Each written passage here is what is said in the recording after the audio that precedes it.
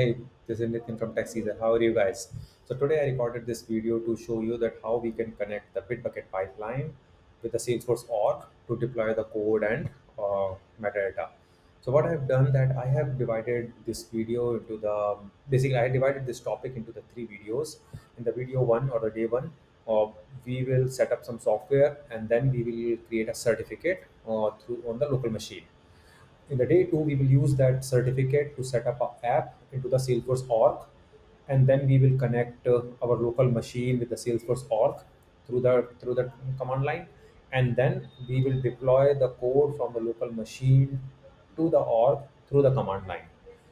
uh, that will ensure that our setup is correct.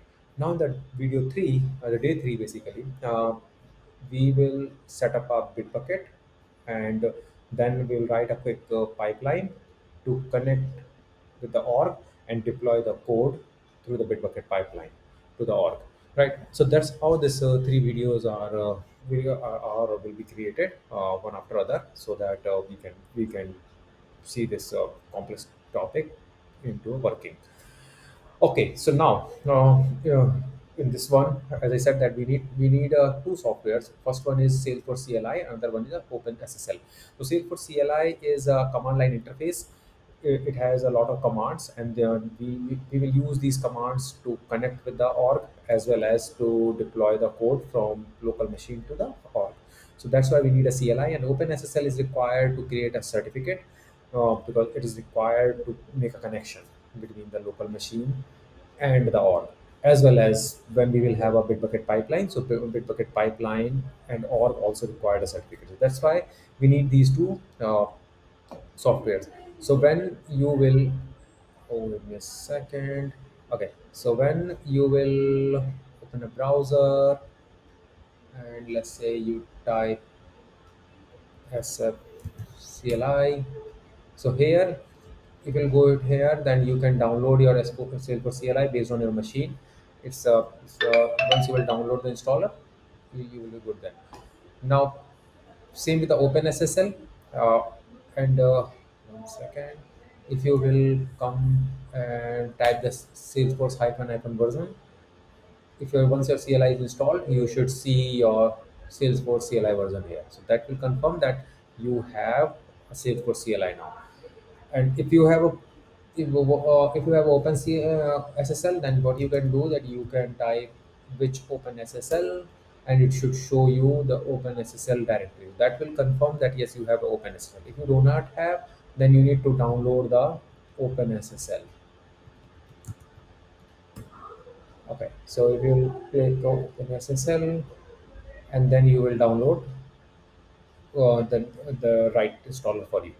Okay, so I'm assuming now you have these two environments, right? The CLI and OpenSSL. So this is the time to create a certificate. So there are a bunch of commands which we need to execute one after other to create a certificate. So let me create a, a directory,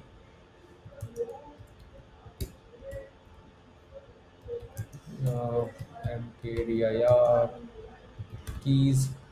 Okay, cd keys. So now I have created a keys folder just for the demo, right? And at this moment I do not have anything in this keys folder. So let's start commands. Let me close this browser. I don't need any more. uh, Let me come here. Okay, so there are the four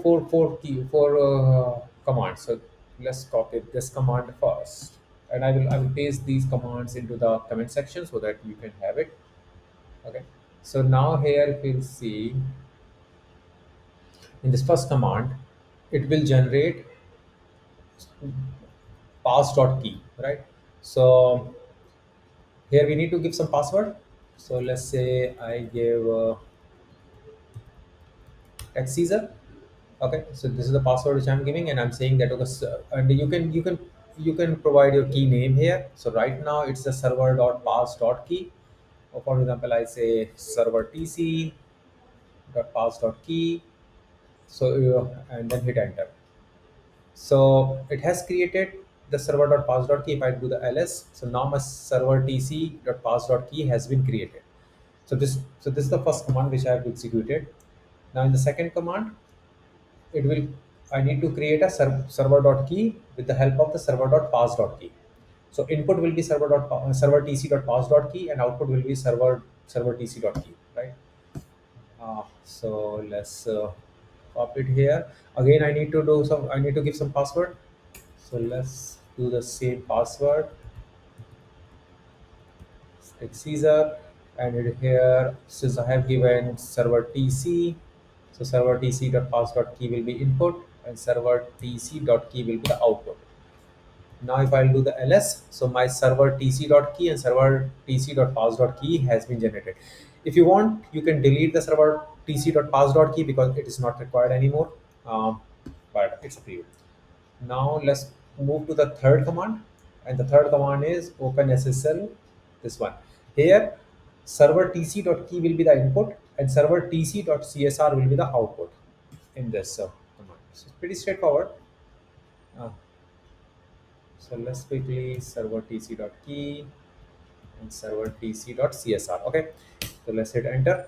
It will ask some information. You can provide this information accordingly. So for example, country name is in, state is I'm in a state, text state code up, locality I can say Lucknow, which is a city where I live, and company I will say Tech Caesar.